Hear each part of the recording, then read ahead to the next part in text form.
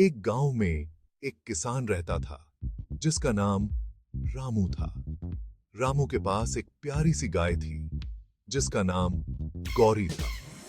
गौरी बहुत ही अजीब थी। वह हर रोज सुबह उठकर नाचने लगती थी। रामू को गौरी से बहुत लगाव था।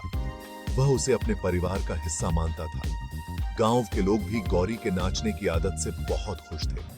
हर सुबह जब सूरज की पहली किरणें धरती पर पड़ती, गौरी अपने खुरों से ताल मिलाकर नाचने लगती। रामू उसे देखकर मुस्कुराता और सोचता कि उसकी गौरी कितनी खास है। गौरी के नाचने से गांव में एक अलग ही रौनक आ जाती थी।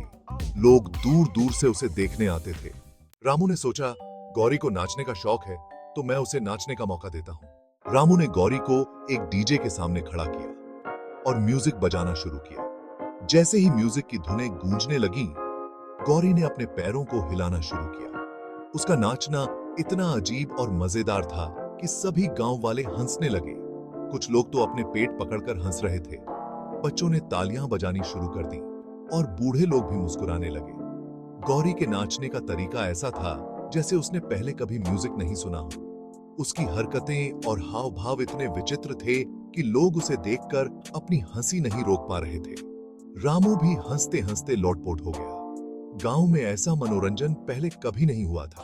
तभी एक आदमी ने कहा, रामू, तुम्हारी गाय तो सचमुच नाचती है, ये कैसे संभव है?